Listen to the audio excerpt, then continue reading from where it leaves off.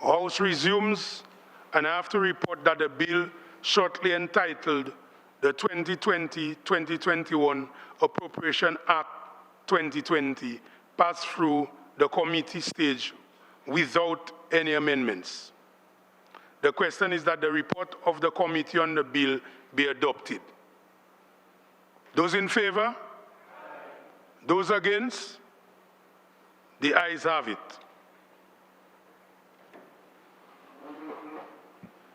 Mr. Speaker, I move that the bill shortly entitled Appropriation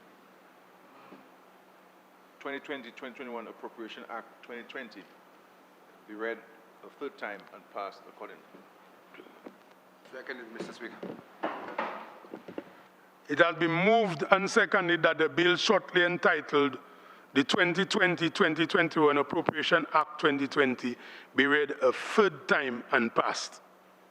Those in favor? Aye. Those against? The ayes have it. 2020-2021 Appropriation 2020. The bill has been read a third time and passed accordingly.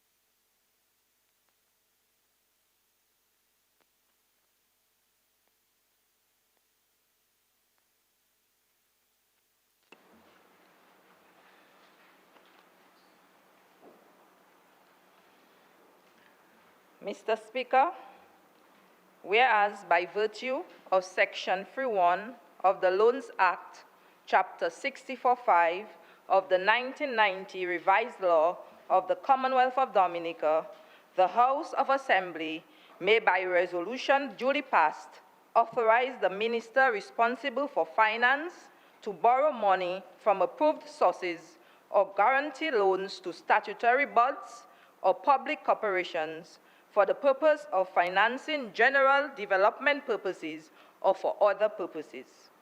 And whereas, in accordance with Section 36(1) of the Finance Administration Act No. 4 of 1994, the power conferred by the Loans Act to borrow money by means of advances from a bank may be exercised by means of a fluctuating overdraft.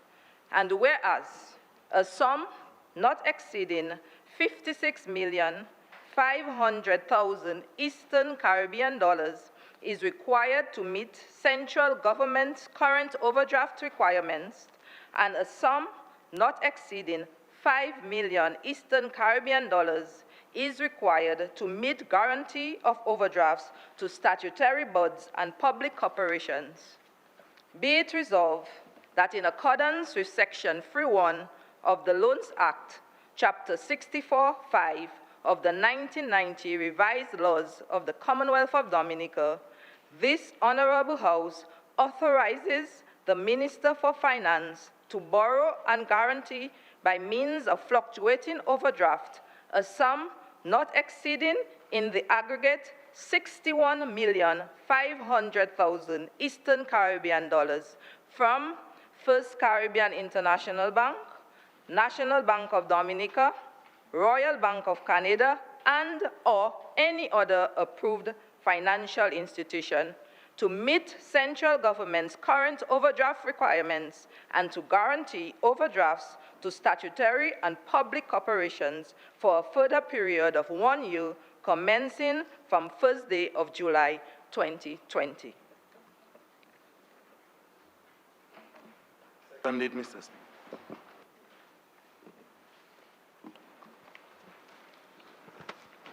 Mr. Speaker, the resolution before this Honorable House seeks Parliament's approval for the use of a fluctuating overdraft to meet government's short-term financing needs for the fiscal year 2020-2021. Section 36(1) of the Finance Administration Act No. 4 of 1994 specifies that the Minister for Finance may borrow by means of a fluctuating overdraft to finance government operations. Mr. Speaker, As it is customary, government utilizes a combination of financing options to meet short-term cash flow requirements. One such option is the use of overdraft facilities. The motion before this House seeks Parliament's approval to enter agreements with commercial banks in the Commonwealth of Dominica for the use of overdraft facilities totaling $61.5 million. This amount comprises the sum of $56.5 million on behalf of central government and $5 million to guarantee loans or overdrafts for statutory boards and public corporations. Mr. Speaker, we live in an environment where emergency situations arise from time to time, as was experienced with Tropical Storm Erica, Hurricane Maria, and the one that was least expected, the COVID-19 pandemic. Government must therefore have access to emergency resources to meet unexpected commitments. Notwithstanding the financing gap forecasted in this year's budget estimates as a result of the current pandemic, the overdraft amounts that are being requested are equivalent to the amount which was approved for the last fiscal year. This is because government has taken steps to further rationalize recurrent expenditure, as you would have seen with this year's budget. We have taken action to encourage investment in order to grow the economy faster than what is currently being projected by the IMF and others. Also, Mr. Speaker, overdraft facilities are not government's preferred method of financing. While these facilities are easily accessible, they are also very expensive. Therefore, exceeding the limit is really a last resort which would emanate from the negative impact of emergency situations on revenue or expenditure or delays in receiving expected funds. That is why we have converted part of the overdraft facility at the National Bank to a 4% loan. This matter will be presented to the House during this sitting. We have also received budget support offers from some of our partners on concessional terms and are putting systems in place to access these funds. Approval is therefore being requested for government to borrow a sum not exceeding $61.5 million EC dollars from the First Caribbean International Bank, from the National Bank of Dominica, from the Royal Bank of Canada, and or any other approved financial institution to meet central government's current overdraft requirements and to guarantee overdrafts to statutory and public corporations for a further period of 1 year commencing the first day of July 2020. I commend this motion to this Honorable House for its approval.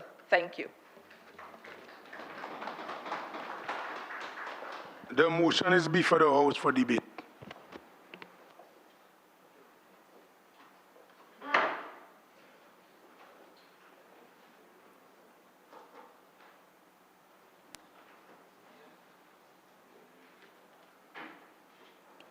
Yes, I recognize the Leader of Opposition. Thank you. Sit. Mr. Speaker, I rise in the important trust of treating and considering the matter of an overdraft facility for the operations of central government for the fiscal year 2020-2021. I pledge to do so in a just and faithful manner that will promote the honor and glory of Almighty God and advance the good of the interest that He has committed to our charge in this honorable House. Mr. Speaker, overdraft authorization is not a contentious matter in this House. The past couple of years in this Honorable House, I've sat here and listened to the recitation and voted for the overdraft facility. This year is a little different because I have a few observations to make about this overdraft request, the circumstances in which it emerges, and some lessons I think this Parliament needs to learn. On Tuesday, the 31st of July, 2018, on a motion by the then Minister for Ecclesiastic Affairs, Family and Gender Affairs, Ms. Catherine Daniel, seconded by the Minister for Trade and Energy, Mr. Ian Douglas, this Honorable House authorized the Finance Minister to borrow by means of fluctuating overdraft a sum not exceeding $36.5 million from First Caribbean International, National Bank, Royal Bank of Canada, and any other approved financial institution that was to meet central government's current overdraft requirements of $31.5 million for central government operations, and to guarantee $5 million in overdrafts to statutory corporations and public bodies for the financial year July 1st, 2018 to June 30th, 2019. Mr. Speaker, Section 3.1 of the Loans Act, Chapter 6504 of the 1990 Revised Laws of the Commonwealth of Dominica, allows the House of Assembly by resolution duly passed to authorize the minister responsible for finance to borrow money for approved purposes or to guarantee loans to statutory boards and public corporations. So Section 3.2 of that Act, Mr. Speaker, provides that any sums borrowed or guaranteed under this Act, the Loans Act, shall be appropriated by the Financial Secretary to the purposes for which these sums were borrowed or guaranteed, and a statement of the sums. A statement of the sums so borrowed and appropriated shall be laid before the House of Assembly at the first sitting thereafter. Mr. Speaker, at the close of the financial year, June 30th, 2019, government's overdraft at the NBD, the National Bank of Dominica, was $140,039,191. $141,039,191 million. That was $103 million. $103,539,191 above the legal limit of $36.5 million authorized by Parliament. In other words, for the year 2018-2019, government borrowed $103,539,191 through a fluctuating overdraft at NBD without the approval of Parliament as required by law. And contrary to law, there was no statement of the sums borrowed and appropriated laid before the House of Assembly at the first sitting after such borrowings or at all. So we come now to the 2nd of August, 2019. The overdraft balance coming into the start of that financial year is $140,039,191.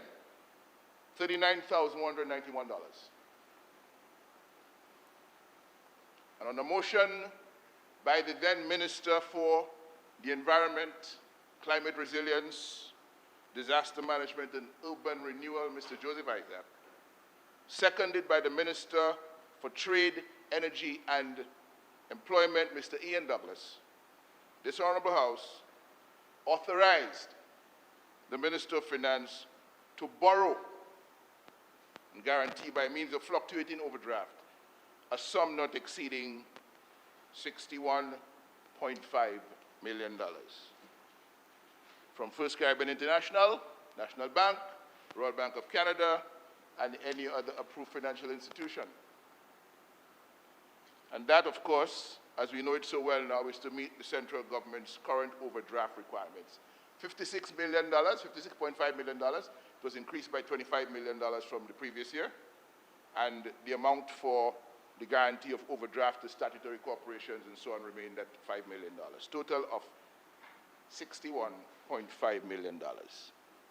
The mover of the motion told this Parliament, and I quote, "The overdraft facility is not intended to serve as a permanent source of financing, but rather as a bridging facility to meet short-term needs which may arise as a result of unanticipated shortfalls in revenue or increased demands on the state due to unexpected events." End of quote. And the Prime Minister, in debate on the motion, gave this Parliament the assurance that the overdraft facility would be used prudently. He said, and I quote, "The commitment I give to this Parliament, as I have always done, is to be very prudent with the use of overdraft, because overdraft in itself, as many of us who have had overdraft facilities in our private business and in our private capacities understands that it is very expensive. And it is always borrowing of extreme last resort. If you can do without it, stay away from it. If you cannot, then you have to be judicious and careful with its use." End of quote.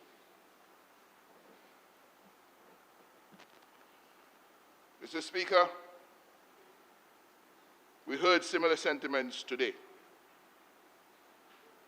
And with the increase of the overdraft by $25 million from $26.5 million to $61.5 million, government entered the financial year with its overdraft at NBD at least $78,539,191 above the legal limit authorized by the Parliament. In the governance and public affairs, there can be no proper motive for failing or refusing to disclose to Parliament truth and fact about violations of the rule of law engaged to borrow money ostensibly for public purposes. At the time that the motion was moved for the authorization of the $61.5 million overdraft facility for government for 2019-2020, the Minister of Finance, the Minister of the Environment, Climate Resilience, Disaster Management, and Urban Renewal, and other members of the Cabinet of Ministers knew or ought to have known that the overdraft was already legally in excess of the $61.5 million they were asking approval for. It was already more than $140 million. But the matter was swept under the carpet, and Parliament was kept in the dark. At the close of the last financial year, 2019-2020, on the 30th of June 2020, the estimates before this Honorable House now put the government overdraft at $56 million on account of the fact that a $125 million non-performing portion of that overdraft was converted to a long-term debt. I think I heard some reference to that by the move of the motion, because the indication is that we're coming to it when we talk about the approval for the loan, or should I say the so-called loan from the National Bank. The evidence, Mr. Speaker, is clear that the government continued the illegal increase of overdraft facilities up to $181 million, $119.5 million above the legal limit before the bank, it would appear, was forced to pull the brakes towards the end of 2019. The illegal overrun of the overdraft was part of the funding arrangement for unbudgeted election year spending of $322 million in 2018-2019, which was reported to this Parliament on August 10th. I just going to guide you there. You cannot make an inference that if there is an overdraft increase, that it's for election. I say it was spending in the election year. No, that's not what you said. But anyway, proceed, but just proceed with caution. Speaker, for example, in that election year, 2019, we had unbudgeted spending of $19.8 million on the National Employment Program. We had unbudgeted spending of $32 million on the Rapid Response Social Recovery Agency. We had unbudgeted election year spending of $9.1 million on a withholding tax refund for the Dominica Strong Company. We had election year unbudgeted spending of $62.9 million on professional and consultancy services in the Ministry of Public Works.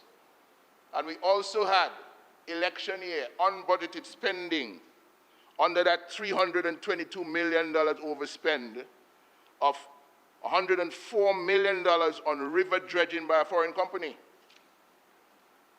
And Mr. Speaker, in the midst of all of this massive illegal overdraft spending, people around the country are still waiting, for state assistance to repair their homes or to build new homes post-Maria. You keep insisting Some people are still waiting. Remember, you keep insisting on illegal. It is an improper motive, because someone listening who doesn't understand what is happening will get the impression that the government did something bad and they need to go to jail. So I would ask you... You're saying that. You're saying the government did something bad. No, but if you keep saying illegal spending of millions, it's sending a wrong signal. It's just wording, and how you do your wording. Yeah, no, but Mr. Speaker, I would not know how else to word the fact that... I don't want to get involved in the overdraft debate. Just continue. I'm just guiding. Yeah, but Mr. Speaker, at the same time, we need to be clear, because if we're not clear, you're going to continue to interrupt me, and you're going to continue to insist that okay, I do this let me just tell you. Let me just be clear. Let me just be clear, Mr. Speaker. Let me just be clear. I have taken time in this Honorable House this afternoon to lay out the practice or the action of the government which is contrary to law. The law requires that the government must come to Parliament for approval of loans.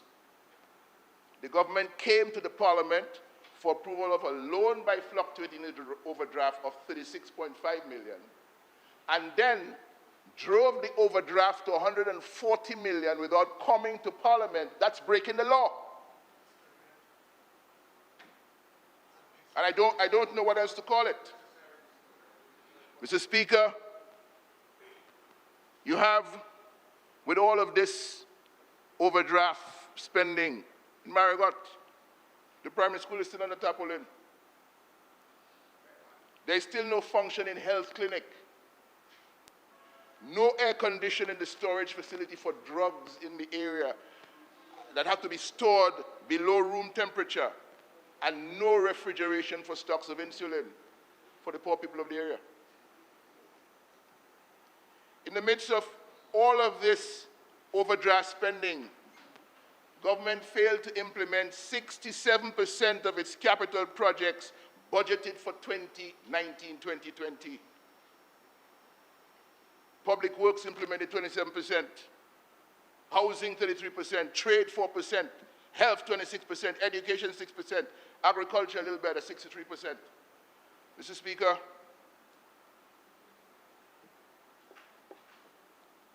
the other question that is raised regarding this overdraft and regarding the counsel from the Minister of Finance that overdraft is expensive and you only use it if you really have to. Last resort, last resort.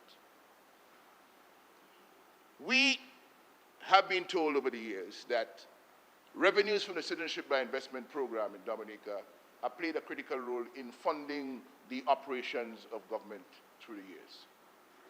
13 more minutes, sir. Just guidance. How many? 13. Thank you, Mr. Speaker. But we have learned that it is not all the money that is raised for Dominica from the Citizenship by Investment program that actually comes into the consolidated fund. So you have money coming onshore and you have money staying offshore, and it seems as though it is onshore we are struggling, while we have to go into all of these massive, expensive overdrafts, while we seem to have surplus money, good money, offshore, that we're not using to help us correct our financial problems in Dominica. They're doing work, but we have issues that they're not being used to address. Why should we be taking $180 million in overdraft from the bank when we have all of these hundreds of millions sitting down waiting to do special projects through a particular area of government? It was the Prime Minister who told us, Mr. Speaker, and I quote, in respect to the housing, there was a special dispensation, so it is not under the real estate. It is treated somewhat like the Economic Diversification Fund, so the fees applicable to the housing are fees applicable if you were to invest in the EDF, government's direct monetary option.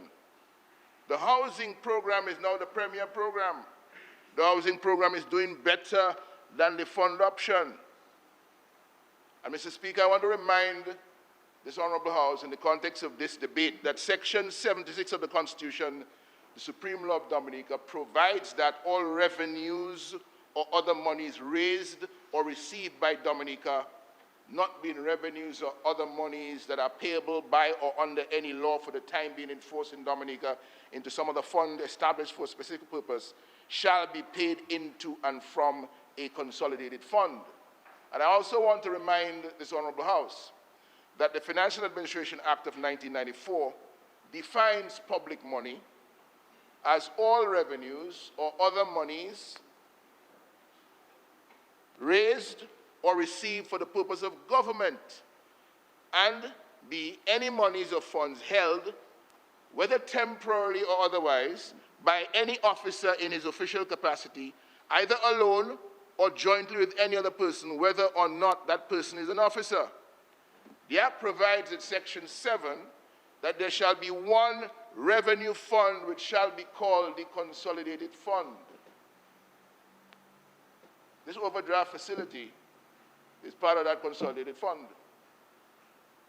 But we have funds belonging to Dominica elsewhere outside of the Consolidated Fund, which I'm suggesting to the members of this Honorable House on the other side, can be used to help us with the financial difficulties that you're seeking to address with expensive, excessive overdraft facilities.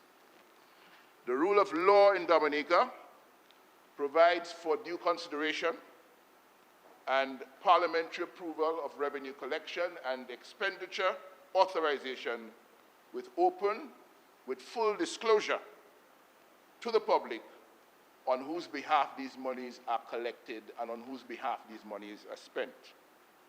I think sometimes we run away with the impression that it's a private business we're doing. There's a little overdraft we're taking for ourselves. So we don't have to tell nobody about it. We can do what we want with it. The overdraft fluctuates, but it fluctuates between zero and the limit that the Parliament establishes. The overdraft doesn't fluctuate between the limit and whatever else you think it should be or wherever it should end up.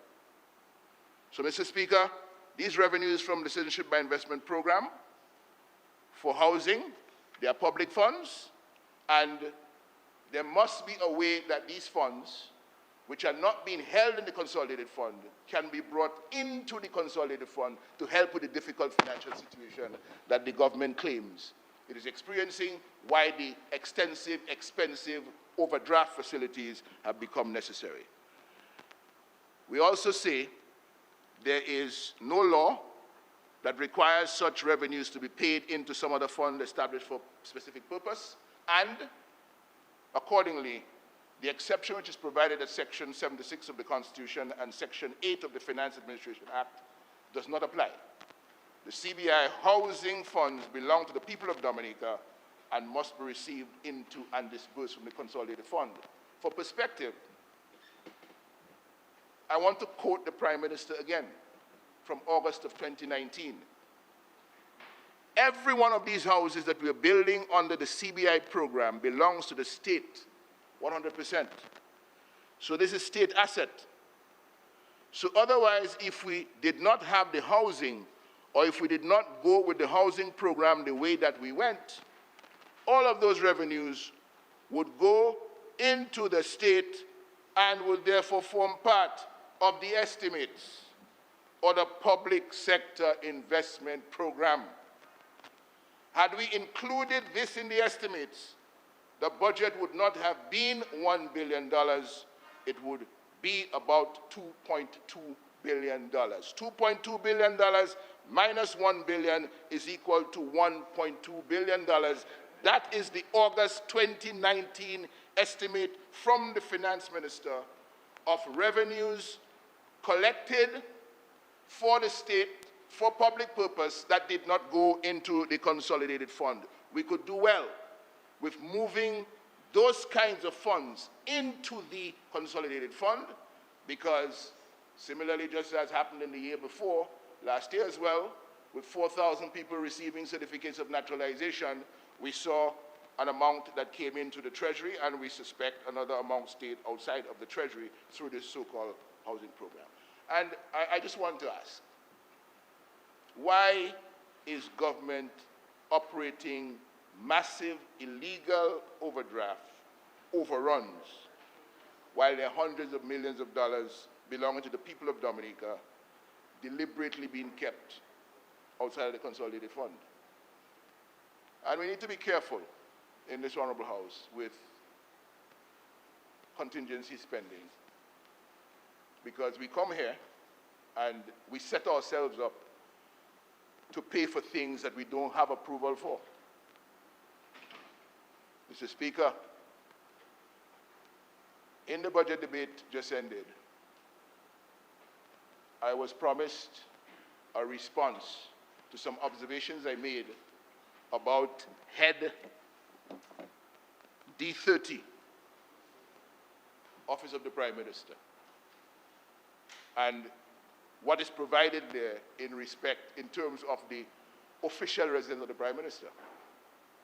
I was called liar, I was called all sorts of names, but all I said was, I'm aware of a cabinet decision which nobody has denied to rent a property at Mount Daniel for $32,000 a month for the Prime Minister.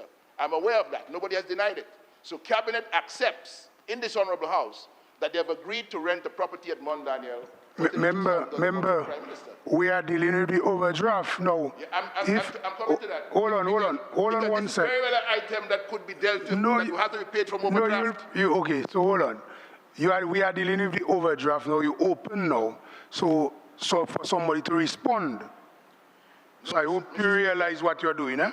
No, Mr. Speaker, they can do what they want, because they do what they want anyway. No, well, I don't want the Whenever I house. speak in this house, the response is to curse me, to denigrate me, to say all manner of things about me, although I faithfully come to this house and I focus on issues before us. And indeed, the expenditure on the residence, the official residence of the Prime Minister is a matter for this House because, in fact, it has to have parliamentary approval for... But it was, honorable member, it was distilled in this House in the debate. But the debate passed, so unless you can bring context and relevance to it, to the overdraft. What I'm saying to you, Mr. Speaker, is very simple, you know. When we do what we've just done here, where we've made no provision in the $22,552,827 that we have approved for head D30 in recurrent expenditure and capital expenditure, there is no provision for the $32,000 per month rent that Cabinet has agreed they're going to pay for the Prime Minister's official residence. All they have provided for here is $387,000 for wages, for operating and maintenance services, for consultancy and services, and for insurance, etc., making the total amount per month $64,300. If you are providing for $32,300 of that amount, but not for $32,000, what are you going to do? Meet the expense monthly by contingency fund warrant? When you know it is not an unforeseen expense, when you know before the financial year started that you're going to have this expense, because nobody disagrees that you're going to rent the house for the Prime Minister $32,000. So what provision have you made in the budget for it? And so when we behave in this way, when we're not full in our disclosure to the Parliament, even when we're seeking approval for funds on important matters, because everybody on the other side agrees the official residence of the Prime Minister is an important matter, I'm simply saying, where have you provided for this $32,000 a month to be spent? Where? Thank you, Mr. Speaker.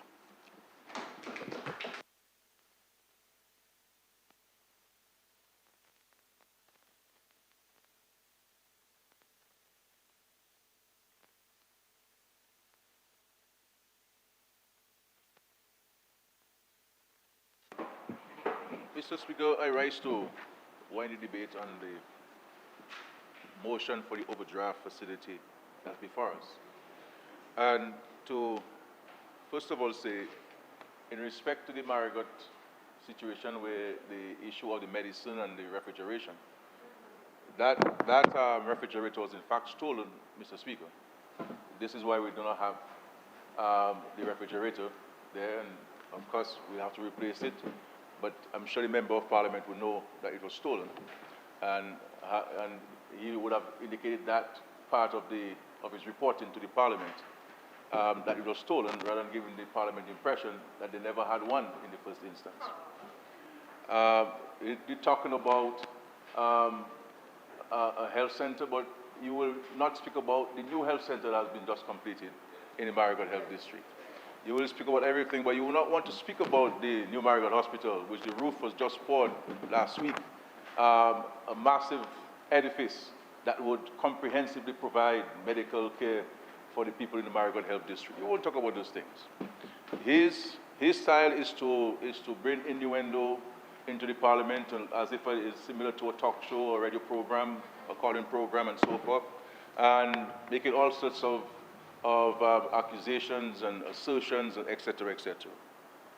Now, Mr. Speaker, in respect to monies overseas, Mr. Linton, who worked with the government of St. Kitts and Nevis along with former Prime Minister Mr. James, knows how the CBI works.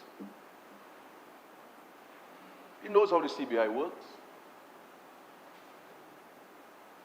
That there's a process in the remitting of funds to Dominica's account. And from time to time, like every other country that he knows, because he has worked in those countries, whether it's St. Lucia or in the campaign or in St. Kitts, he knows that there's an international challenge where banking is concerned. And sometimes funds are delayed in getting to Dominica, like they are in St. Kitts, like they are in Antigua, like they are in Grenada, and every other country in the world. But no, he wants to give the Parliament and the people of Dominica the impression that the government has snatched away from the people of Dominica those funds. That's the impression he wants to give. So he comes here with PC Mighty PCT. PC Mighty PCT, as if when he's known to be this honest person in his country, and he's here now to speak, and so on, as the Archbishop of the Diocese of St. Lucia. He knows that. And now the issue of an overdraft facility is in the Constitution of Dominica. The Finance and Mission Act is there. It makes provisions for that. This has been part of the process from ever so often, from since we have our independence. And every business person of serious note has access to an overdraft facility. There are private citizens who have access to overdraft facilities. And in respect to a country, today you will project you're going to raise, say, $10 million from the customs, but you only raise 7. You may say you're going to raise 12 from the Inland Revenue Department, but people may not have paid the taxes as you would have expected them to, and you raise 6. So 6 plus 7 is 13, but you owe $23 million commitment at that period. Whether it's salaries, whether it's debt, whether it's interest payments, you have this. And so you go in there on a temporary basis with the overdraft facility, and you borrow the money so that you can meet your commitments. And so in terms of your respecting agreements that you have, whether it's for the payment of people's labor that they have provided to the government, the public service, or in respect to loan agreements that you have to make those payments. For example, if you do not make your payments to as any country you borrow from the World Bank or the IMF, you don't pay this, then they automatically come in and place you into a particular circumstance. And the fact is, Mr. Speaker, the fact that we have been able to meet our international obligations where debt and interest payments are concerned, including, Mr. Speaker, including the payment into the sinking fund. The 19% interest rate that the United States went to Trinidad to borrow from, Mr. Speaker, we continue to pay for that. The sinking fund, 20 years later, Roosevelt has to find money to pay into the sinking fund. Where was this money, Mr. Linton? How did the Workers' Party spend this money? They got over $100 million. $150 million, how did they spend it? At a time when public officers were not getting paid on time, 14 and 15 days after the month, no salary, computer breakdown. That you guys did not pay into the Social Security, monies that you collected from the people, contrary to law. That we defaulted on loans. That the CDB refused to give Dominica any more money. That the World Bank was not giving us any money because of the recklessness of the administration of the Workers' Party at the time. And so this is the thing that we have to deal with. On top of tropical Ophelia, on top of tropical Storm Erica, on top of Maria, on top of COVID-19, on top of the financial crisis that lasted from 2008 to 2015. This is what we have to deal with, and even pay your salary for not working. These are things that we have to do with it.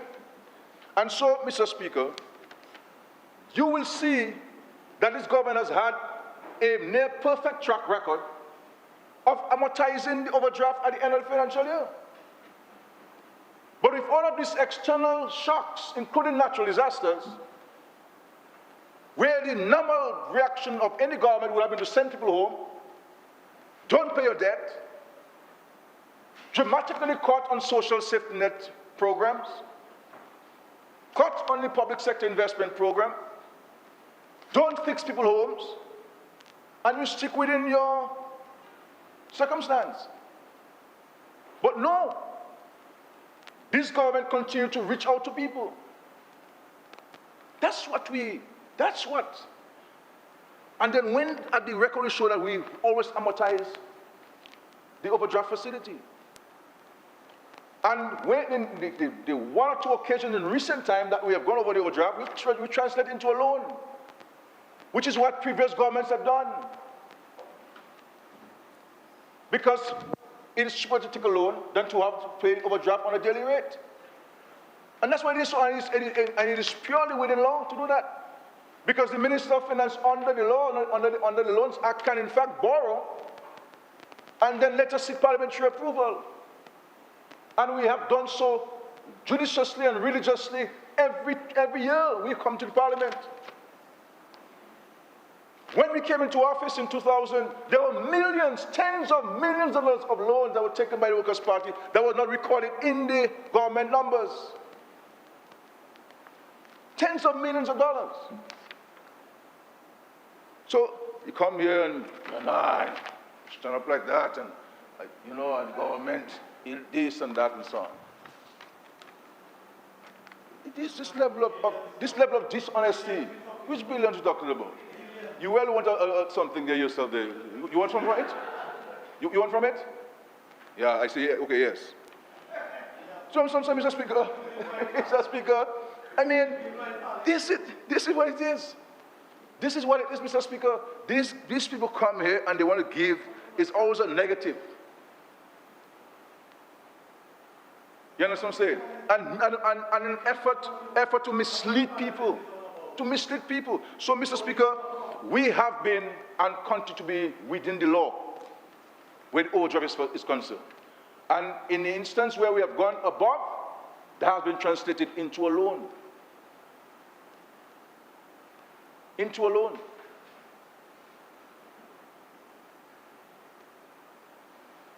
Into a loan.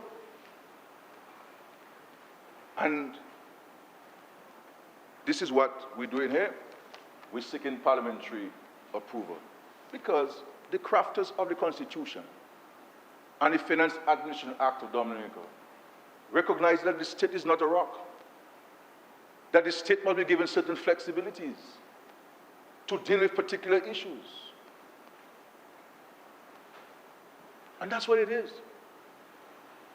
This is not, this guy is speaking as if, well, it is a Roosevelt invention of overdraft facility. That the first time we just talked about overdraft is when I became Minister of Finance, Prime Minister. I am happy to say to you that this is not the case, Mr. Linton, if you do not know. It's always been the case. And this government, this Labour Party administration, has a stellar track record in respect to the management of the state finances. People can come and make all sorts of accusations and innuendos. All sorts of accusations. But when the European Union comes to do their audit, they give us 100% for the management and accountability of the funds given to them.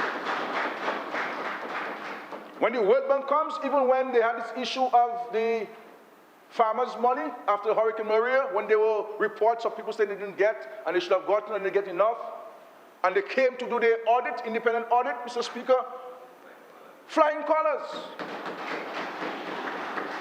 Flying colors.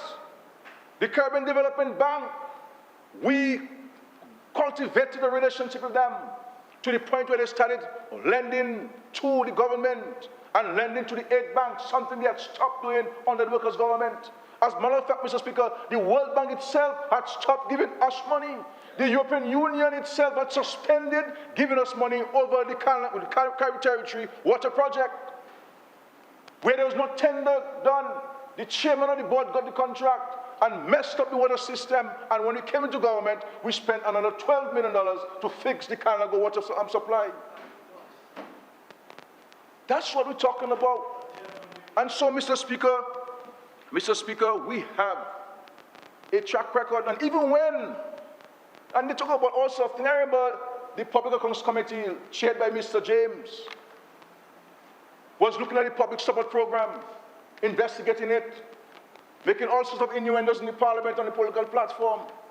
There were hearings.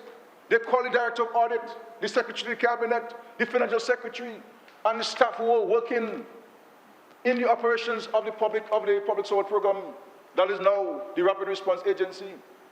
And they went through every single document, spent days questioning the public officers about the management of the public support program. And what did they find out? What did they find out? They found nothing wrong whatsoever, nothing untoward, nothing untoward. Go and read the report, nothing untoward about the public support program. Everything, you could account for every single dollar. And every single dollar we spend on the people of Dominica, you can see it. You can see it, Mr. Speaker. So you can come with your innuendos and your accusations. That's what you're known for. You're not known to be a builder.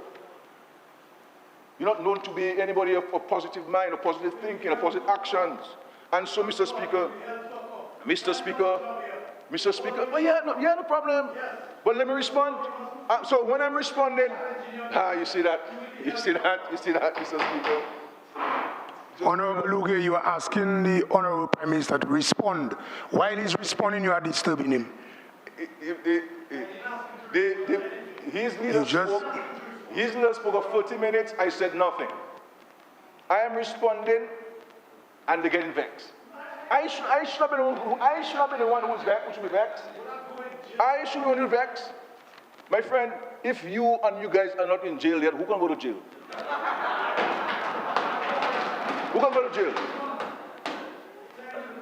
Who can go to jail? Wait. You. So, Mr. Speaker, you see, you're responding and they're getting vexed. My brother, if it's facts you want, then take the facts. Take the facts. The same thing Mr. Linton came here and said that there's no fridge to put the insulin. And when he knows that the fridge was stolen by some people, he may very well know who stole it. You see what I'm saying? But that's what I'm saying, Mr. Speaker. And so, Mr. Speaker, so in respect to the points raised there, we have a clear, transparent, and honest response to those points. And they're not interested in facts. They're not interested in truth, Mr. Speaker. They're not interested in those things. And so he wants to rehash the debate of the budget. Rehash it. You could have asked for division and say you're not supporting the budget.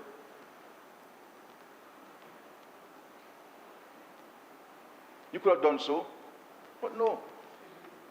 So, Mr. Speaker, I support this stuff. And as I say again, Mr. Linton, that we shall manage the overdraft in a judicious manner, in a prudent manner, in a responsible manner, and we will be able to account for every single dollar that comes out of the overdraft facility used by the government to meet its day-to-day expenses and costs, Mr. Speaker. We can do so, and we have always done so. Always done so, Mr. Speaker, and we shall do so.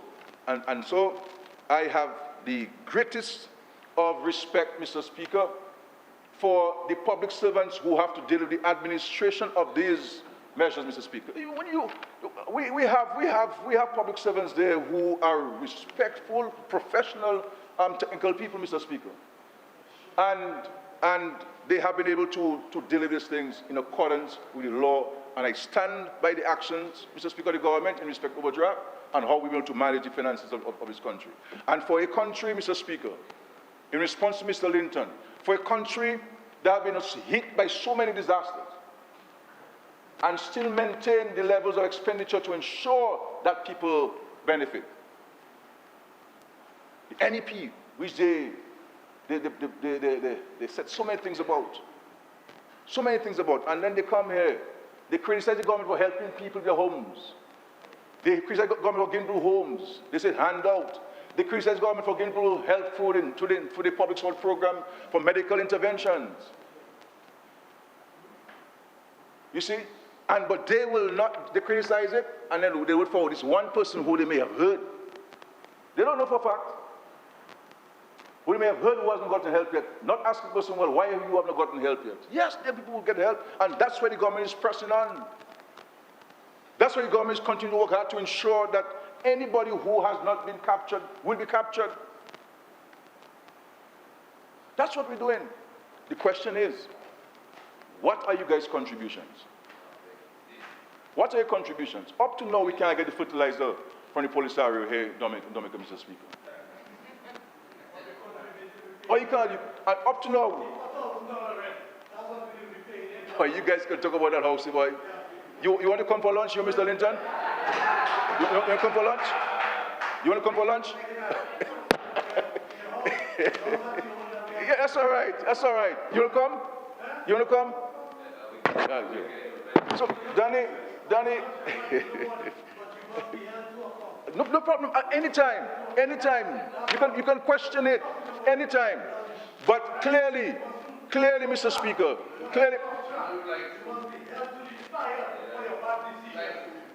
Mr. Speaker, clearly, you can see these guys, their intention is to mislead the people, misinform the people, and when you give them the response, they want to disturb you, Mr. Speaker. But Mr. Speaker, this is my response to this, and I fully support the measure. This is a perennial request before the Parliament, and every government has asked for it all our existence, Mr. Speaker. And as I mentioned again, I will maintain that it is expensive, and the one time that we've gone over, we've translated this into a loan so that we maintain the integrity of the process and we ensure that we find value for money in terms of the overdraft facility as opposed to a loan at 4%. And I want to say thanks to the National Bank, because the National Bank knows that the records will show that this government, notwithstanding its majority shareholdership in the bank, has always respected the integrity of the National Bank. You can't say that to the Workers' Party, Mr. Speaker. You can't say that. Understand? And we have ensured that we facilitated and assisted the National Bank in maintaining its fiduciary responsibilities to the central bank and also to its shareholders, Mr. Speaker. And this government is known for that. This government is known for that.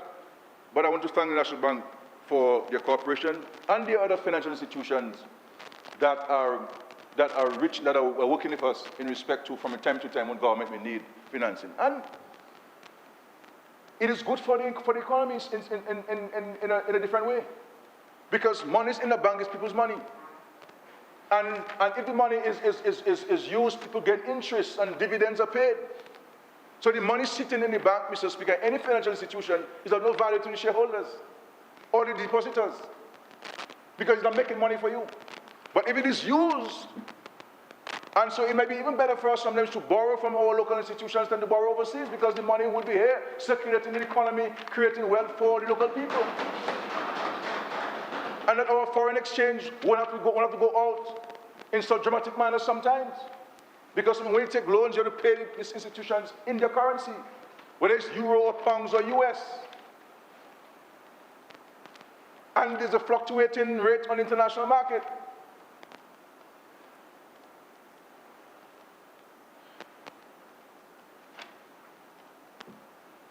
I see my constituent watching me, telling me, scared right, you know, I see he watching me there attentively. I say, you know, I get scared that if I can't say too much in the Parliament, Mr. Speaker. I always need help, you know. I always need help, my brother. Oh, trust me. Mr. Speaker, thank you very much.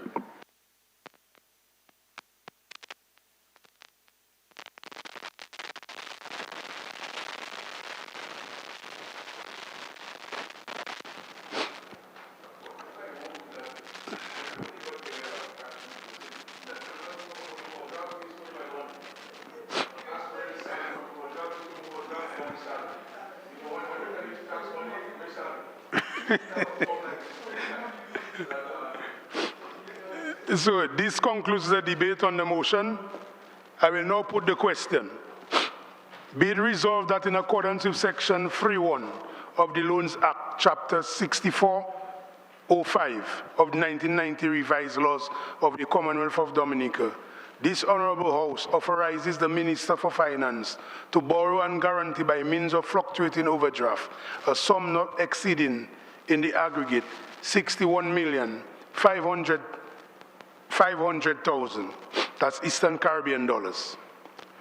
From A, First Caribbean International Bank, B, National Bank of Dominica, C, Royal Bank of Canada, and or D, any other approved financial institution to meet the central government's current overdraft requirements to guarantee overdraft to statutory and public corporations for a further period of 1 year commencing first day of July 2020. Those in favor? Aye. Those against? The ayes have it.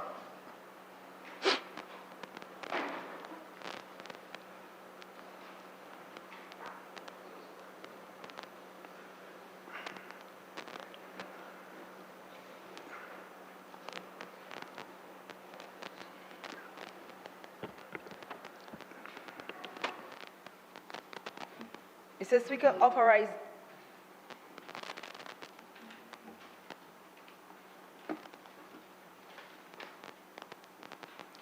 authorization for credit facility from the National Bank of Dominica Limited for the purpose of consolidating an existing facility with an amount for bridging finance for general operations. Whereas by virtue of Section 3.1 of the Loans Act, Chapter 6405 of the 1990 revised laws of the Commonwealth of Dominica, amended by Section 4 of the Loans Act Number 4 of 1996, the House of Assembly may by resolution duly passed authorize the minister responsible for finance to borrow money from approved sources for the purpose of financing general development purposes or other purposes.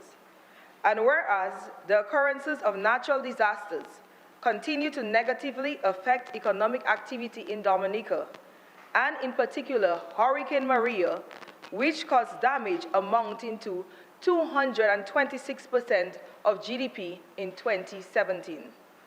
And whereas these events have resulted in lower than expected revenues, while government has had to increase expenditure to restore livelihoods and infrastructure and continue to provide public services.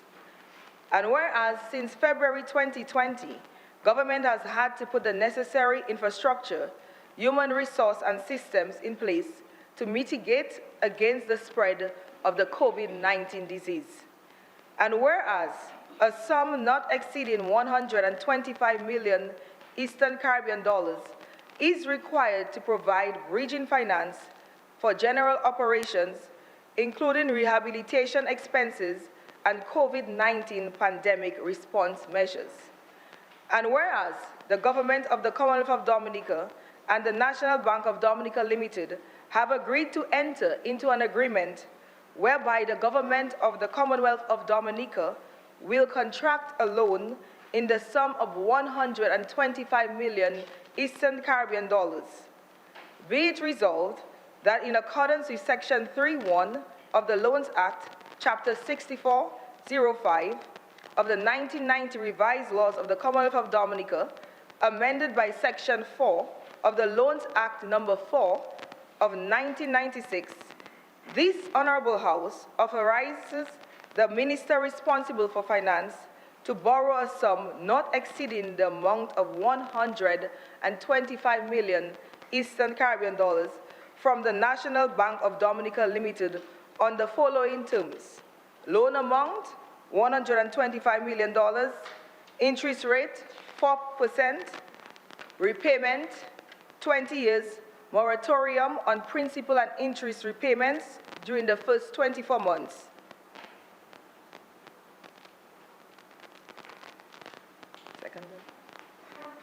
Did Mr. Speaker.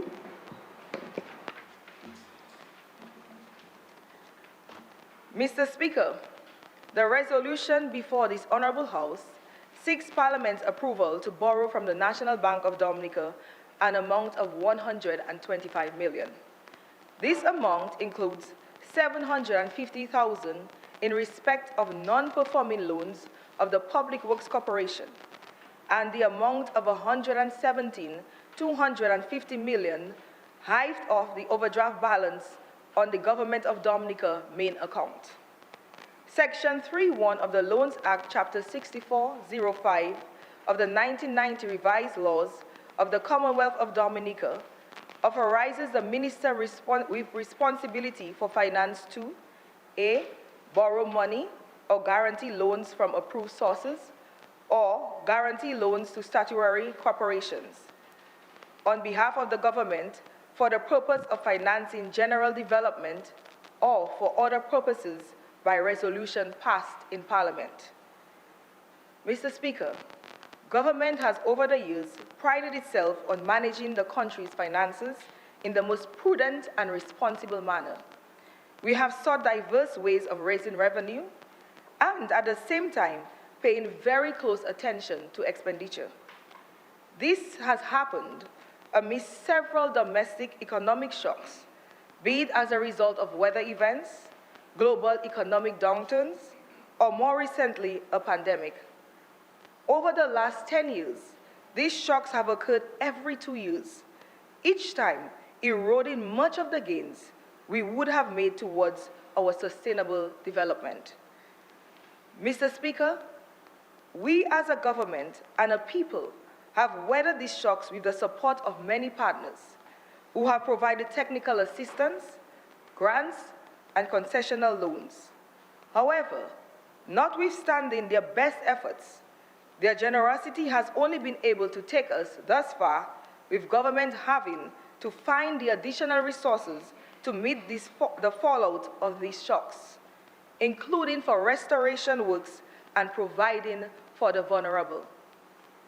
Mr. Speaker, we were all very happy when we went through the 2018 and 2019 hurricane season unscathed. We were very happy that we could continue to move forward with our restoration and development program following the ravages of Hurricane Maria. Therefore, this government continued in calendar year 2019 into 2020, just as we had done in 2018, repairing roads, restoring bridges, and repairing and building homes. All of these activities, though very costly, were deemed necessary and had to be addressed in a timely manner in order to protect lives, livelihoods, and properties, ultimately building the resilience of our people, our economy, and country. Halting the restoration program has never been an option, and in fact, government has been given credit by international institutions for expediting this program in an efficient and sustainable manner, thereby resulting in much quicker economic rebound than anticipated. But the rehabilitation has come with a high price tag. Mr. Speaker, with our limited resources, government was forced to find other funds to continue restoration activities. Therefore, the options available to the government were loans and/or taxes. However, Mr. Speaker, as a very caring government, we could not, in 2019, just 2 years after the Category 5 Maria, impose additional taxes on a population who was still recovering and trying to put their lives back together. As a result, the best available option to the government was to temporarily exceed the overdraft balance at the National Bank. It was expected that this excess would have been repaid in a few months, with projected strong revenues performance emanating from the forecasted growth in the economy and the completion of negotiations with development partners. In respect to the latter, we are very close to completing the discussions with the OPEC Fund, Caribbean Development Bank, and the World Bank. Mr. Speaker, the onset of COVID-19 pandemic has also affected our financing plan. As already indicated to this Honorable House, the near total shutdown of our economy caused a sharp decline in revenues, with government having to incur new expenditure to put in place the facilities and systems to care for patients and mitigate against the spread of the disease. Government had to quickly retrofit a facility into a hospital. We had to equip it, staff it, and put in place the necessary accommodation for the staff. We had to meet the cost of the Cuban health team, plus the costly operation of the quarantine facilities. Further, with a 43% decline in tax revenue between January to April 2020, when compared to January 2019 to April 2019, and lower revenues than immediately after Maria, government was forced to rely on what was a reasonable excess overdraft balance to a balance that is least expected in order to ensure social and economic stability. Notwithstanding the decline in our country's finances, government did not send one public officer home or cut their salaries. All of the individuals engaged under the NEP were retained. All pensions, wages, and salaries were paid on time. All the social services were provided and grants were paid. We continue to provide support for the repair of houses, since families still require roofs over their heads and to clear drains and waterways before the hurricane season. Mr. Speaker, as a result of all what was just mentioned, this government, like many other governments in the region and across the world, had to rely largely on financing recurrent expenditure through the overdraft facility during this challenging and uncertain time. Fortunately for us, our financing plan was sufficiently well structured that we are able to adjust and to respond to the needs of the country. We are encouraged by the signs of a rebound since the full reopening of the domestic economy. However, we must be mindful how quickly things could change if there is an outbreak of the disease here in Dominica. I urge all Dominicans, including those returning home now, to take all the necessary precautions and adopt and adhere to all the protocols that will ensure that the coronavirus remains under control. In respect of the debt owed to National Bank by the Public Works Corporation, government is expected to guarantee the borrowing of statutory corporations. In that regard, 2 loans and 3 overdraft facilities totaling $6,428,450 were approved for the Public Works Corporation to purchase an asphalt plant, order equipment, and to provide working capital. These facilities were not being financed by the Public Works Corporation as was expected, and were recorded as non-performing assets of the National Bank of Dominica. NBD could consider writing off the balance owed by Public Works Corporation. However, this would affect the profitability of the bank and could result in a fallout to shareholders, since Public Works Corporation is an entity of the government. Additionally, the NBD must pursue an action that would be in compliance with the rules of the current international accounting standards. The prudent action is for the loan to be serviced by the government as the guarantor. Therefore, government has received approval from the NBD to convert the excess on the overdraft facility along with the non-performing debt of Public Works Corporation to a loan. This loan has been evaluated in the context of government's medium-term debt strategy and is consistent with the objectives of this strategy. Further, Mr. Speaker, this loan has not affected the ability of the NBD to provide financing to the private sector. And given this government's track record in servicing its debt, this facility will undoubtedly boost the earnings of the bank. The terms of the loan being contracted, Mr. Speaker, are as follows. Loan amount, 125 million Eastern Caribbean dollars. Interest rate, 4%. Repayment period, 20 years. Moratorium on principal and interest repayments during the first 24 months. Mr. Speaker, I expect that the entire House will give support to this request and as such, commend the resolution to this Honourable House for approval. Thank you, Mr. Speaker.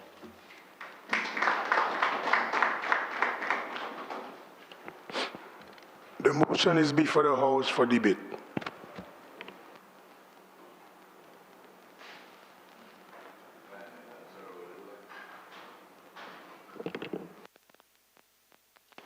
Mr. Speaker,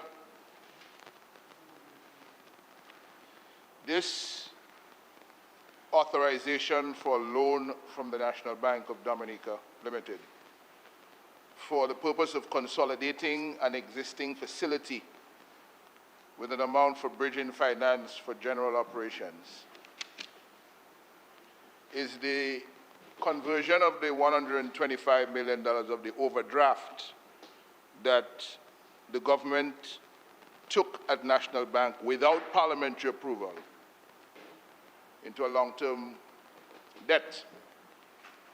And I'm wondering, when the Parliament approves today this amount for $125 million, what amount of money can we go to National Bank tomorrow and get from that? Not one red cent. Why? Because the money has already been loaned. You have already borrowed the money. You have used it. You have used it without parliament. You have borrowed it without parliamentary approval. You have used it, and you're coming now after the fact for the approval from Parliament for what is essentially not a loan, but a loan classification correction. You're correcting the classification of a loan. It's no longer overdraft. It's now long-term debt, but you have the money and you spent the money a long time. Mr. Speaker, page 8 of the estimates. Page 8 of the estimates. If we go all the way down, maybe 32 lines, you will see an amount there under actual disbursed outstanding debt, June 30th, 2019. You will see National Bank of Dominica, 30 million. And in the other column, projected disbursed outstanding debts at July 1st, 2020, which is the beginning of this financial year, $154,034,165. That's the $125 million loan right there. That's it right there. And then you have the overdraft facility, two lines down from that, $140,039,191, down to 56 million. 140 was the start of the year. During the year, it went up to 181, and then it came back down end of the year to 50 because we're doing this correction. So we mustn't fool ourselves. It's not a loan. We are consolidating, so we're effectively making a loan classification correction. That's what we're doing. We're saying we have the money already. It was in overdraft. Please, bank, we'll pay you back as though it's a long-term loan we took. We have the money already. We've already taken the money.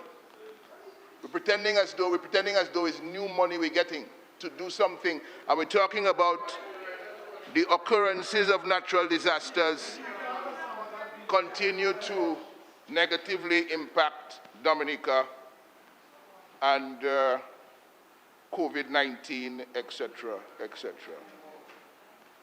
Mr. Speaker, for the record, this loan amount has nothing to do and will have nothing to do with COVID-19. The amount was received and spent long before we knew there was ever going to be anything like COVID-19 in Dominica.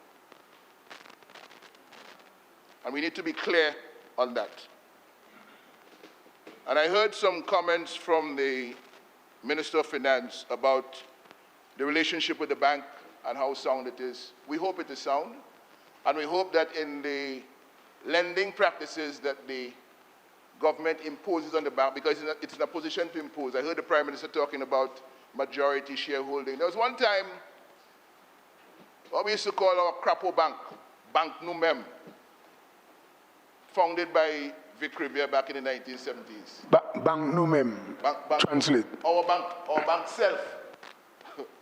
Our bank self, Mr. Speaker, Bank Numem, Crapo Bank. It was under the National Bank Act.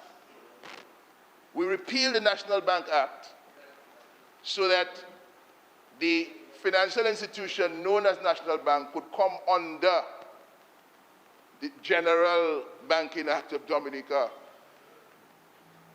And at that point, back in the day, the government was persuaded to pull back from its majority 51% shareholding to hold something on the order of 48.9%. But when you put that 48.9% with the Social Security shareholding, which the government is technically in control of, the government basically is in control of NBD. The government puts whoever it wants to put on the board of NBD. The government is in a position to crowd out minority shareholders and so on. And basically, with whoever it wants on the board of the bank, get what it wants from the bank. So, Mr. Speaker, this loan at 4% with a 2-year moratorium on interest, with a 2-year moratorium on principal and interest, is going to result in interest forgone on the order of $10 million. The bank will make over 20 years from the government $56.7 million in interest over the 20 years. But if that same money, that same $125 million was in the bank's mortgage portfolio, it would have made $43.1 million more in interest. If it was in the bank's consumer loans portfolio, it would have made $88 million more over the 20-year period. So when we talk about government facilitating and throwing back money in the economy and so on, we need to consider opportunity cost and opportunity lost as well for the bank when significant sums of the bank's deposits are being loaned to a government. The government must understand that it holds fund on behalf of the people of Dominica, because not all your money, 10% of the deposits of the bank as of the end of last financial year. But the other shareholders in the bank have 90% of the deposits. So the whole question of good corporate governance of the bank, to ensure integrity, to ensure independence and so on of the bank from the government, is important to protecting the interest of the depositors in the bank. And I hope the government will remain faithful to that. As Mr. Schneider has indicated, he wants to be faithful to it. That's fine. But I'm just echoing the call that is what is required and that is what is needed. Because on this question of the government putting who it wants on the board of the bank, one last point, Mr. Speaker. Section 97(2)(e), all right, of the Banking Act of 2015 is concerned that fit and proper persons are placed on the board of directors of the bank. And all I will say is to quote 97(2)(e) and to say that the legislation is concerned with whether the person is a significant shareholder, director, or officer, or holds any position of authority in any licensed financial institution, locally or elsewhere, whose license has been suspended or revoked, otherwise than as a result of amalgamation or voluntary liquidation, which has been or is being wound up or compulsorily liquidated. Check your membership on the board, check who you put in there, and see whether you're in compliance with the good governance requirements of the bank. Thank you, Mr. Speaker.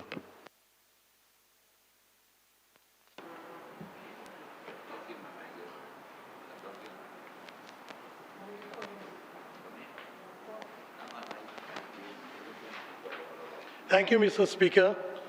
I intend to make just a brief contribution, Lord, Mr. Speaker.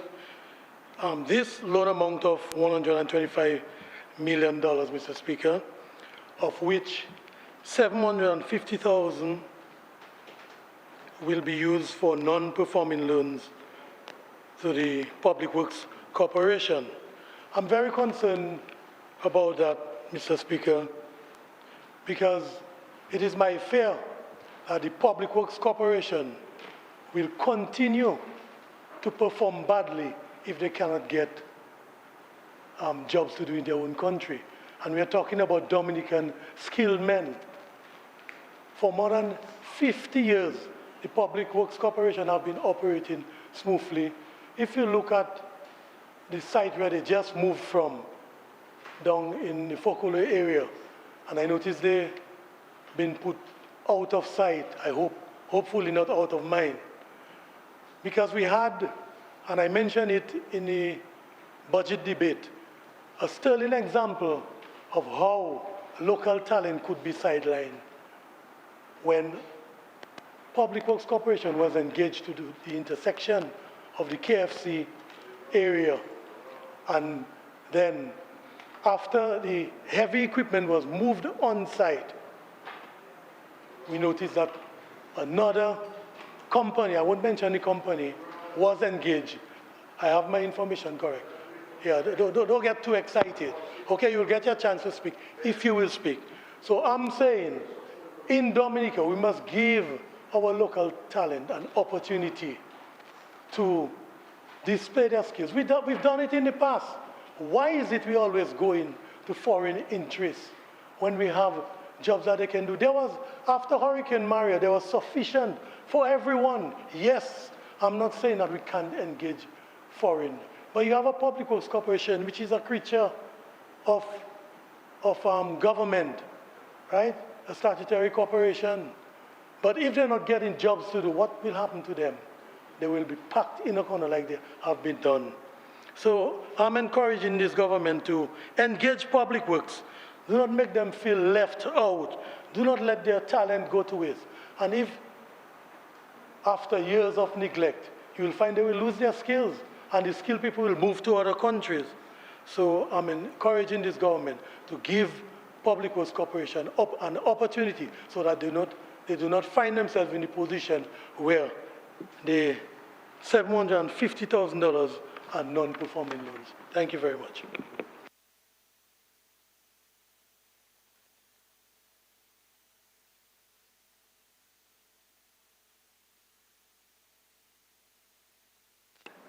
Good afternoon, Mr. Speaker, and good afternoon to everyone. I just want to submit a brief intervention and reading through the reasons given, Mr. Speaker, for the loan, and we have seen the impact of disaster and unforeseen events.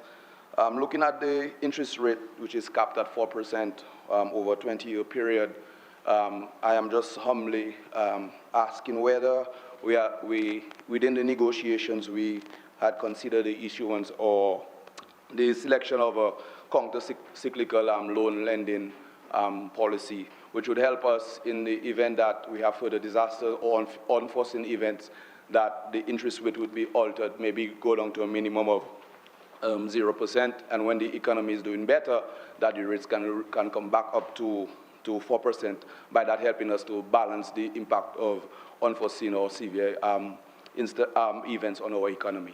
That's just what I'm doing.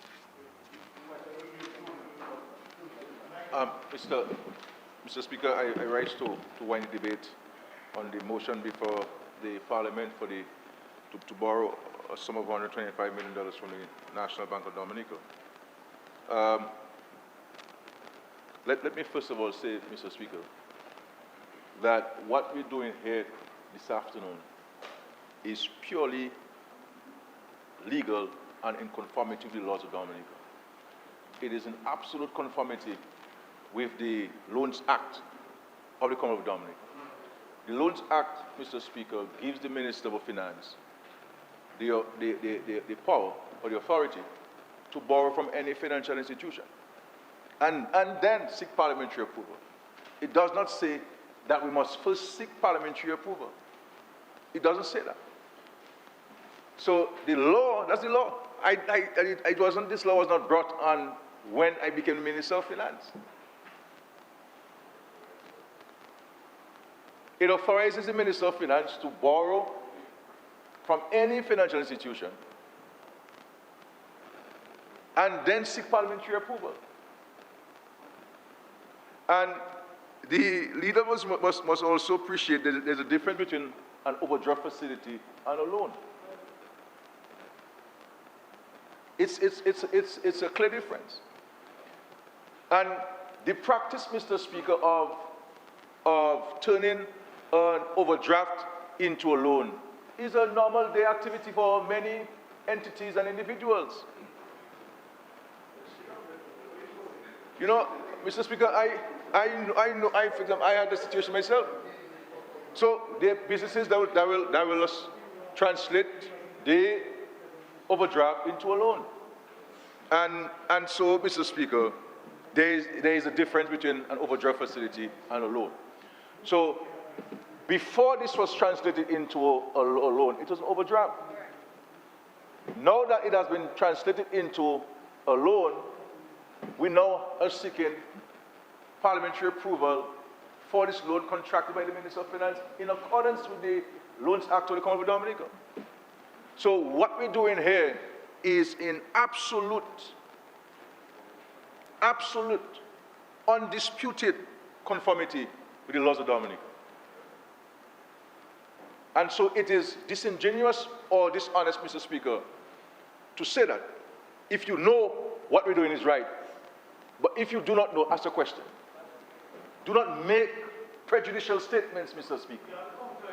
Do not make prejudicial statements, Mr. Speaker. You understand? Do not make prejudicial statements. If you want to know something, if you do not know, then ask a question. We will stand and we will explain to you, Mr. Speaker. But clearly, it is being mischievous on the part of the opposition to give the country the impression that this government is breaking the laws and we come in here and so forth and so forth. This is not nice. It is bad. The National Bank used to be called the National Commercial Bank of Dominica. It was changed at the time we decided to sell a significant portion of the government shareholdership. Prior to we at the Monetary Council took a decision, I believe in 2005 thereabout, to bring in new legislation in respect to banking. Because there were many jurisdictions where there were issues with regards to banking, including here in Dominica during the period 1995, 2000.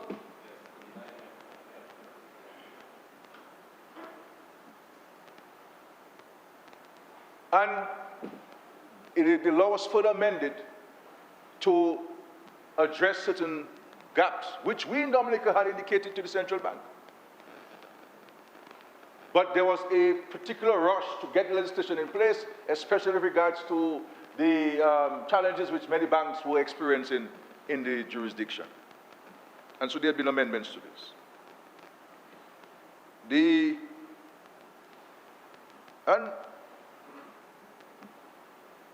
Aid Bank will tell you, DOASCO will tell you, DBS Radio will tell you, the National Bank will tell you, Public Works, all of the state entities, Mr. Speaker. People believe I get involved in the day-to-day operation. I don't get involved in these things, you know. If I hear something, I will bring to their attention. But I never impose, good or bad, I have never in my years as Minister of Finance gotten involved in the operations of these institutions. If I know that they're doing something that they're not doing, and in some cases I have told them things that if they listen to me, they will not be in some problems, some of these public corporations.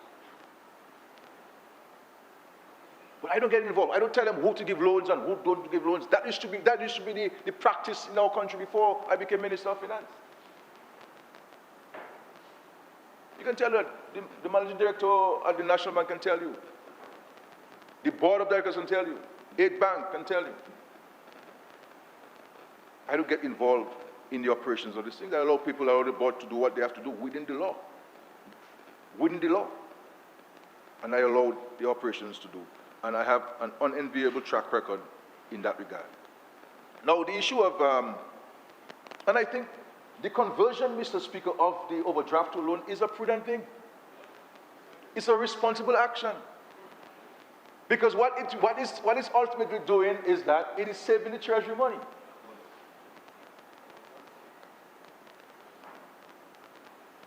And they spoke about, Mr. Linton and Little also spoke about if the bank had borrowed mortgages, it will be X amount, and so forth. But when a bank is engaging itself in lending, it must also be mindful of the risk. What is the risk factor? Especially with a government that has dutifully maintained its payments to the National Bank and to other international regional financial institutions. Mr. Speaker, when we go on the regional security system,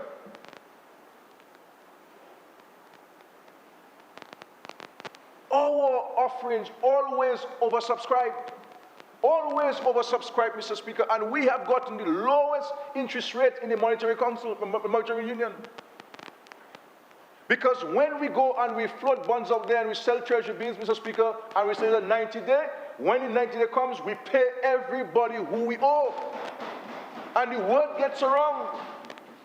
We present to them our full books, our whole prospectus of the government's finances is presented to potential investors.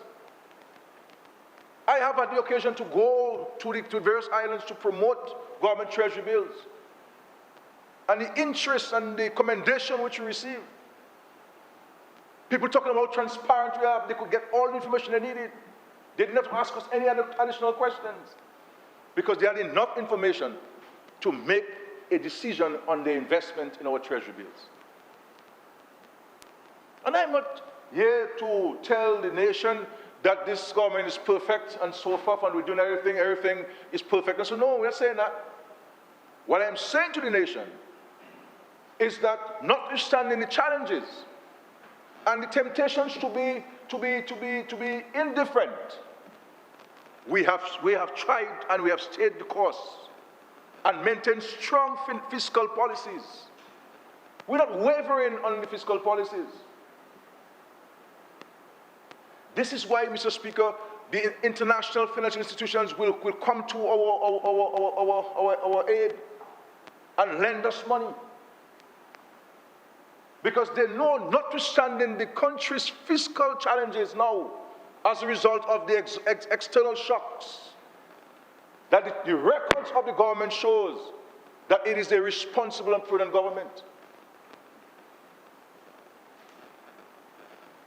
Mr. Speaker, we can, here the FSC and myself, we can negotiate loans by telephone with these international financial institutions. Because this country, this government has integrity. It is respected, Mr. Speaker. Its character can stand the test of scrutiny. And on that basis, people lend us money. After Hurricane Maria, when I went to negotiate with the World Bank in Washington, Mr. Speaker, I went in October. Hurricane hit us on the 17th, right? 17th of September. We paid the World Bank, Mr. Speaker, at the end of September of 2018. Because at the end of September, a payment was due. Most governments would have said, hurricane hit us, we're not paying nobody. And even when we could have made a case, a successful one that is, for debt forgiveness, or the deferment of payments of loans and interest payments, we never asked after Hurricane Maria. We never asked after Erica, one person to forgive our debt. And we never asked for one debt deferment, Mr. Speaker. We paid our debt on time. And that is in the midst of a challenge. In the midst of a challenge. To do so speaks to the profoundness of the responsibility and the prudent management of the finances of this country. It has a core, Mr. Speaker. At the core, Mr. Speaker, the problem is, Mr. Speaker, Mr. Speaker, that is what it is, Mr. Speaker. And so, coming to the issue of the Public Works Corporation, there is no government, Mr. Speaker, who has provided the kind of support to the Public Works Corporation than this Labour Party government. The Public Works Corporation, Mr. Speaker, you know they had a large group of people who were seasonal. So they used them for a period of time. And when the rainy season comes, because you're not going to do no road patching during hurricane season, rainy season, they send you home. When Mr. Blackmore was the Minister for Public Works, we took a decision on a compassionate nature to keep all of the employees full-time. Full-time. And the records will show, Mr. Speaker, that we have provided significant contracts to the Public Works Corporation over those years, Mr. Speaker. Significant contracts to them, Mr. Speaker. And I want to commend the acting manager there, Miss or Mrs. John, who I believe has been doing a very good job in managing the affairs of the Public Works Corporation. And since she came on there, we have seen an improvement in the management of the funds and greater accountability of the funds, Mr. Speaker. So I commend the public for that. In terms of local contractors,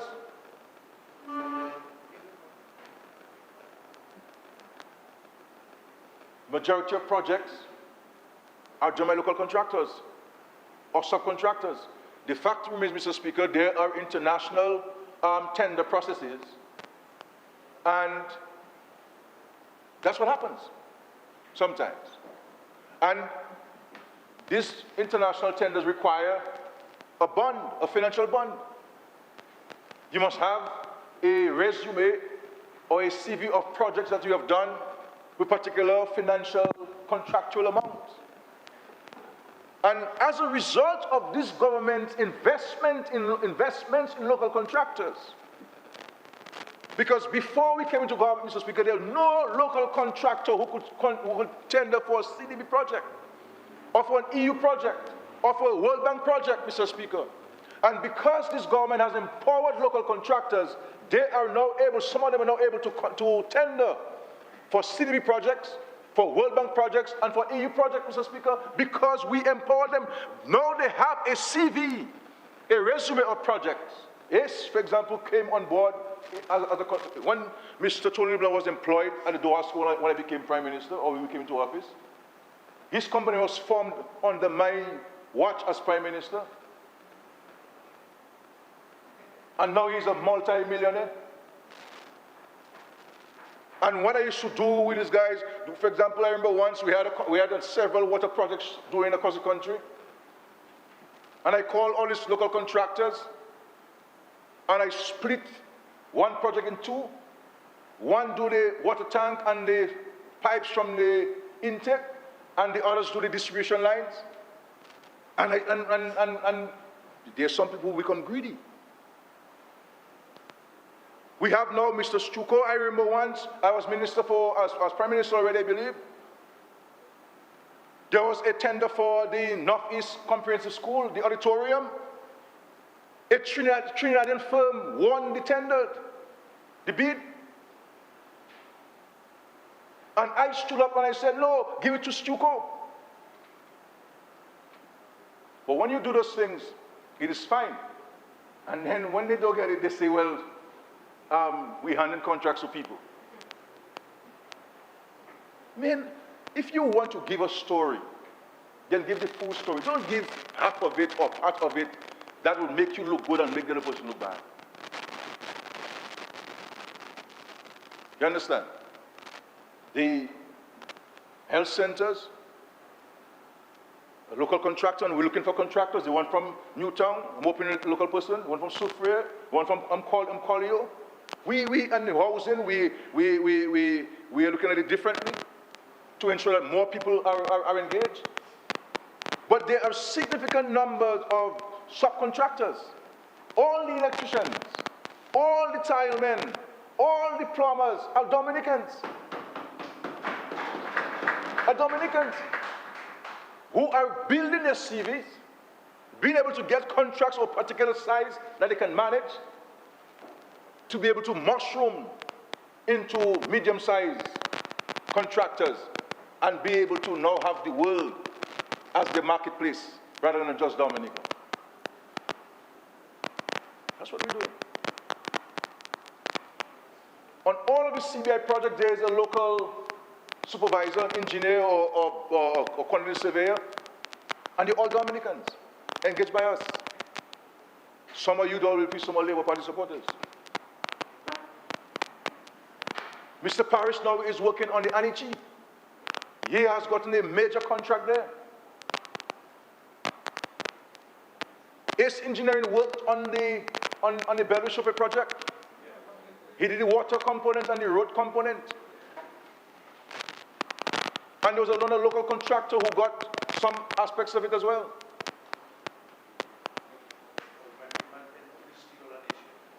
I mean, and Mr. Speaker, and you have a local Dominican, a guy who was living in St. Thomas, who, having heard of all these projects coming on, he left St. Thomas and came to Dominica and set up a steel bending operations. Jungle Bay, Mr. Speaker, all are local people along there, local artisans. The guy who got the major contract to put the stonework at the Kempinski, local Dominican, all the stonework you see at the Kempinski Hotel. As a matter of fact, Mr. Speaker, they were so impressed with his quality of work that they ended up using more stone than they originally, the plans that originally envisaged. Tranquility, Mr. Speaker. All local people, Mr. Speaker, local people, tranquility. The Kempinski, all the concrete came from a local business owner. The tranquility in Salisbury, a local person providing all of the concrete. The hospital, we're buying all of the sand and the stones and the cement from Dominica. The housing, Mr. Speaker, outside or maybe toilet bowls and sinks and so forth, we buy all of the material locally.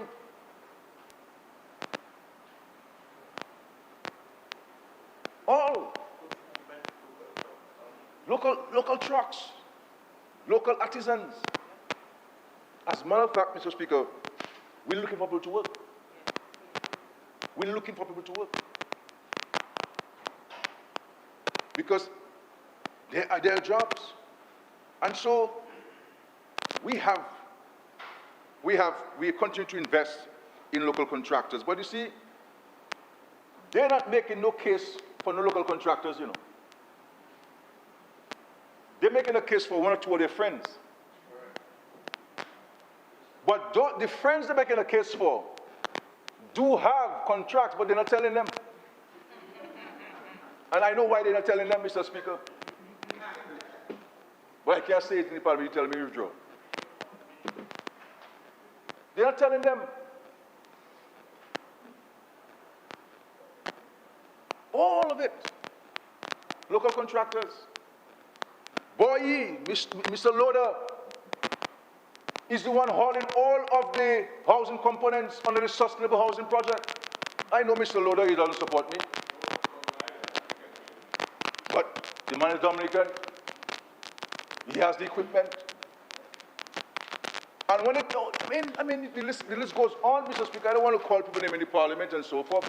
I mean, that's not the purpose of it. I don't want to put anybody on notice or anything. But I believe I have a duty and an obligation to respond to an accusation that is false. And I have an obligation to identify and cite facts. So they make the statements without citing any facts. And they run. The two most senior members of the parliament, leaving the four least experienced people in the parliament at their own devices. But I know they're there and they're watching me and they're learning one or two things, Mr. Speaker, which is good. So they'll be more enriched today than they have been otherwise, because they get no tutelage, no guidance from the leadership. That's a problem. And so they want to give a thing and nothing happening and so on and so on. This is why I said to Mr. Linton, if you say the government taking money from overdraft illegally, then you must ask the clerk of the house, boy, where government getting money from? Overdraft? how do you pay my salary? And if they pay your salary with money that you think they got illegally, then don't take the salary. Don't take the salary. Because what you call conveyance, AG, in law? There's a major charge for that. As a matter of fact, a bigger charge, AG. You got your gratuity for not working. You get your gratuity for not working. You didn't ask, why is that overdraft money that the other boy, like, why you don't want that money, you know, boy. Overdraft money, scary check there and so on. And you get parliamentary approval, that's illegal, I don't want it. But you take your gratuity money and you run with it, and then you come and say, boy, where did you get money from, boy? Overdraft, only take money to do these things.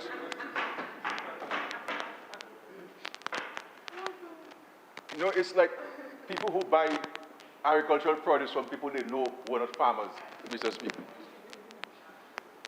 And while they collecting and weighing anything for the person, they say, where you get that from, boy? You show them something you steal, boy. I know you don't have a farm, you know, but they still take it and they pay the man the money.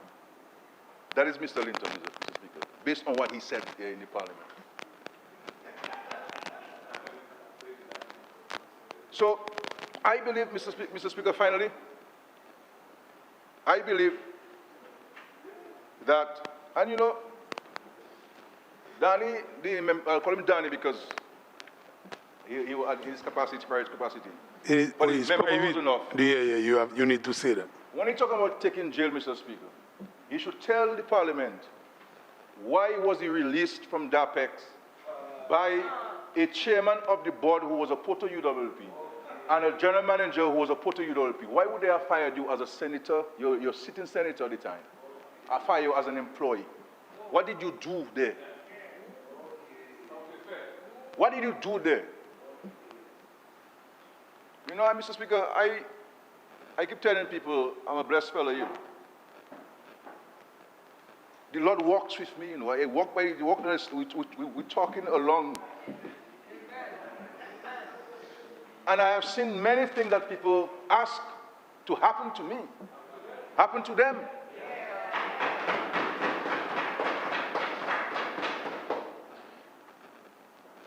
People need to ask themselves, Mr. Speaker, and understand how things work in this world.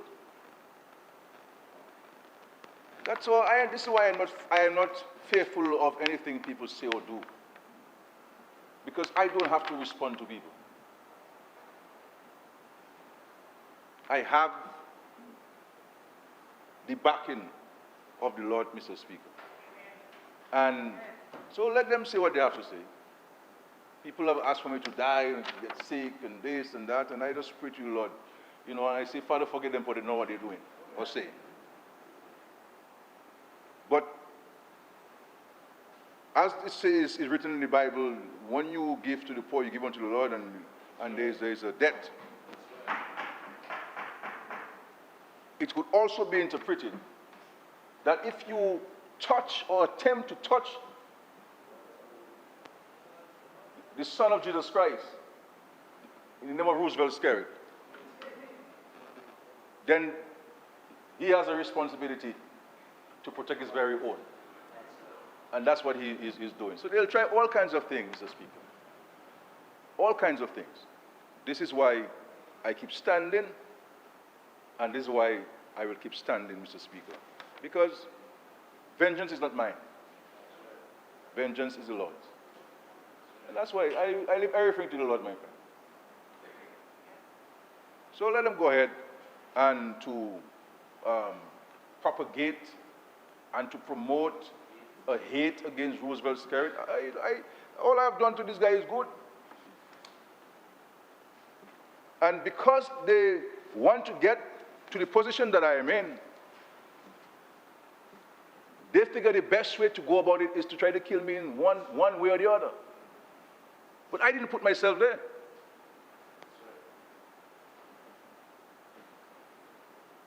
The Lord used the voters of Dominica to place me there.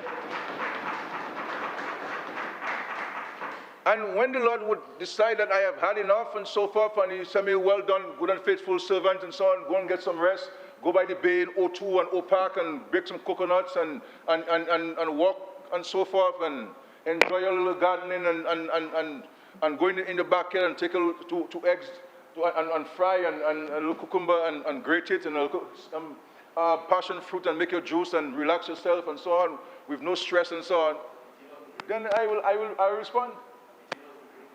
I'll respond. But until such time, Mr. Speaker, they can try whatever they want. Unless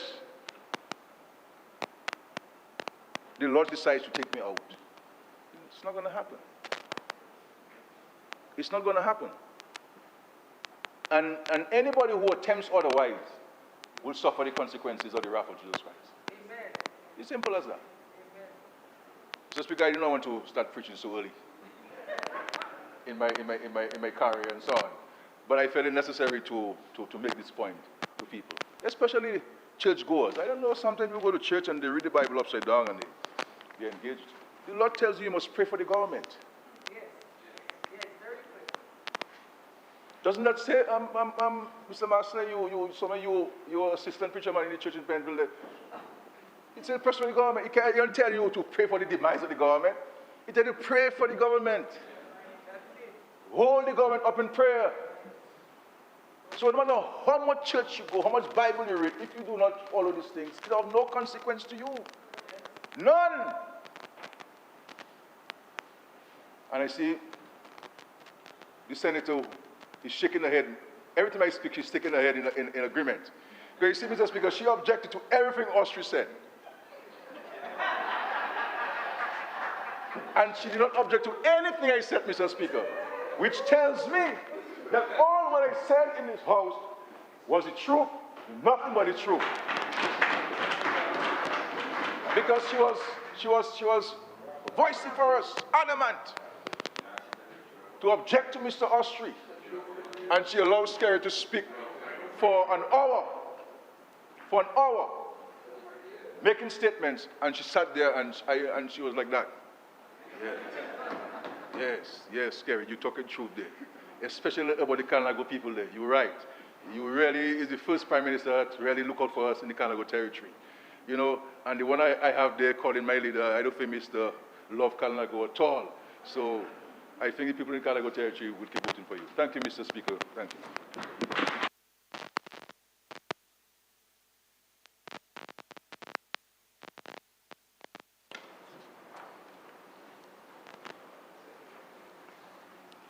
This concludes the debate on the motion. I will now put the question. Be it resolved that in accordance with Section 3.1 of the Loans Act, Chapter 6405 of 1990 Revised Laws of the Commonwealth of Dominica, amended by Section 4 of the Loans Act, Number 4 of 1996, this Honorable House authorizes the Minister responsible for finance to borrow a sum not exceeding the amount of 125 million Eastern Caribbean dollars from the National Bank of Dominica Limited on the following terms. Loan amount, $125 million, interest rate, 4%, repayment, 20 years, moratorium on principal and interest payments during the first 24 months. Those in favor? Those against? The ayes have it.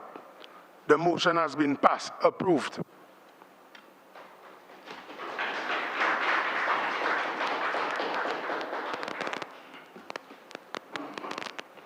Mr. Speaker, I want to thank Dr. King and Honorable Charles for presenting the two motions on my behalf. I appreciate this very much.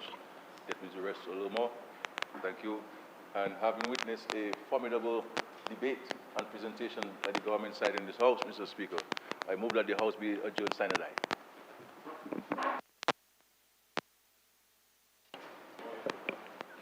It has been moved and seconded that the House be adjourned sine die. Those in favor? Aye. Those against? The ayes have it. House stands adjourned sine die.